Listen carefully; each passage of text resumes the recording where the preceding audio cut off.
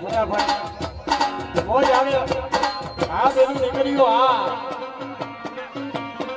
એમાંના દાફડા રે ખોલવી